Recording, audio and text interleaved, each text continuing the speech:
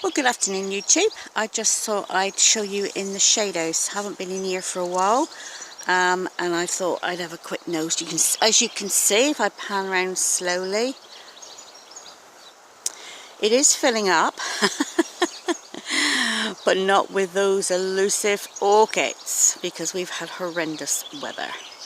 So let's go down this side first. So we still got our two lovely seats here, because we like to come in here and have a cup of tea.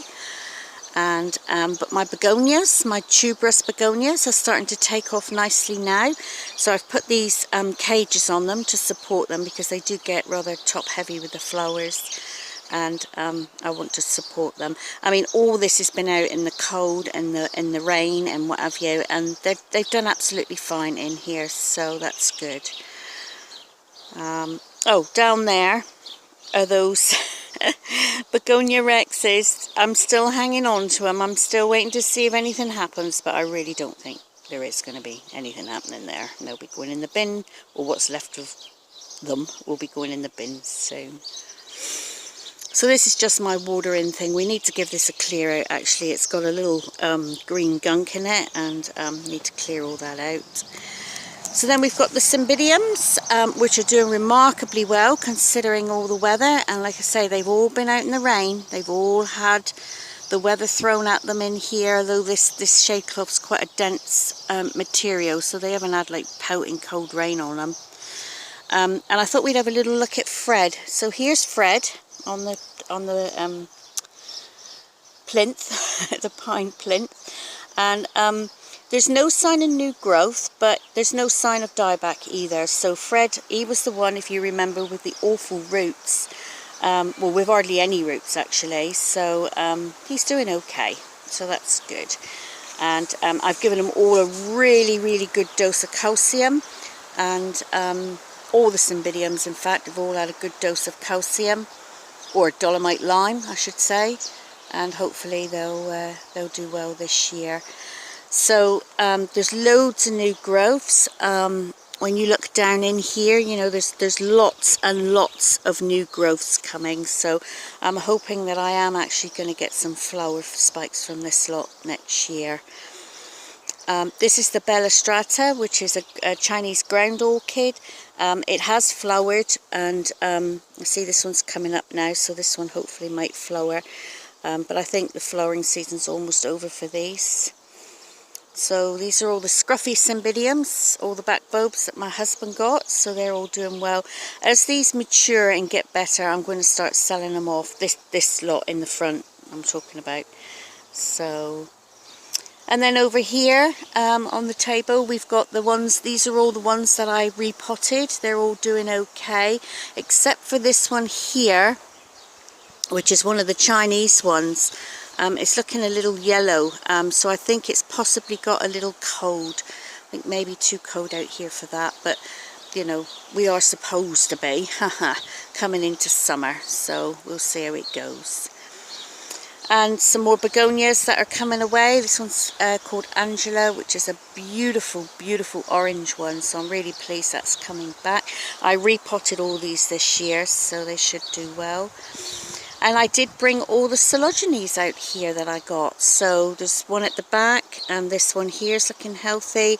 This coleogene here, which is that one there, it's doing well. It's got a nice new growth coming. This is finally taken off after having it for nearly 2 years. It soaks like crazy in that pot, but now I see I've got like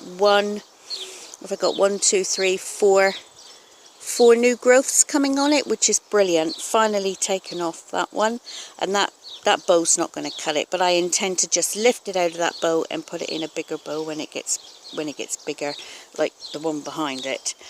And then this one is really not doing well. This one completely died back and was sick as a pig, which is that one. But I see, I was almost going to throw it away, but when I looked, there is a tiny little green growth coming down here. And I see, you know, the roots are, you know, they're looking all right. I mean, I'm not going to poke it around too much. I don't want to disturb that green growth. So we'll see how that goes. So yeah, so it's filling up. Oh, and I've also brought these Dendrobium kingianums out here. They're out here getting a nice lot of sun. I've just hung them on there because I've just had them soaking in the bath. And I'm hoping they'll do right. They're sort of like my test plants, if you like. I mean, that gunky stuff on them is where I've had them in the in that green bath, so I need to clean that out. So yeah, so down the bottom here, so all these tables will hopefully be full of orchids soon. The weather should be coming right now. We're coming into December, which is the first month of summer, so hopefully we'll be able to bring them out. I'll be able to bring them out. So this is just a pot of dahlias that I've just my husband overwintered for me, and they're coming back and they're doing all right, so I've got to find somewhere to put them. This is just my husband's, I think it's a leftover tomatoes. They're not looking too good actually, but hey, you know. And this is my garden stock plant area, so these are all the plants that I've got ready to put in the garden. So it's a whole load of busy lizzies and marigolds and some cosmos, and these marigolds here are all going to go around the front of the patio. We've decided on marigolds this year, basically because they were cheap. Not everybody likes marigolds, especially my friend. When we go to gardens and she sees marigolds, she goes, "Oh God, marigolds just don't cut it, do they?" I said to her, "Oh well, that's funny. I've decided to put a whole row of marigolds around the patio this year," and she just looks up to the sky.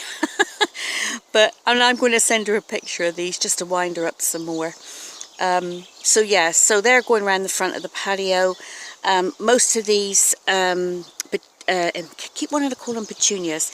Most of the impatiens are going to go out the front like I had them last year, but I've decided to stick with the one colour this year. In actual fact, I bought all these in a small tray and my husband has potted them on. It's the cheapest way to buy them here, you know, because I have to buy so many, you know, I have to think of cost and what have you.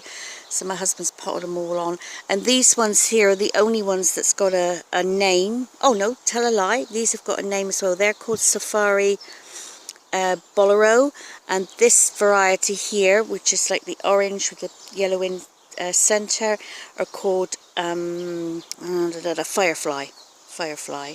So I've only got 9 of the Fireflies, so I've got to place those just whatever when I put them in the garden. But all the others are Bolero, even though they all look very different. I mean, this one looks very different, you know, to that one, to that one, to that one, to that one.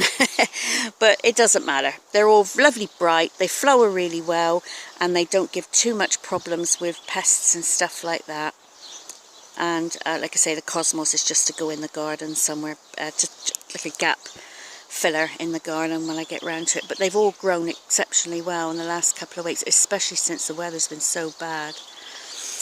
Anyway, so that's all for now. So hopefully the next time I film this shade house, I will have quite a few orchids out here, and you'll be able to see all the orchids. Okay, so thanks for watching. Please like or dislike and subscribe, and I'll catch you later. Bye for now.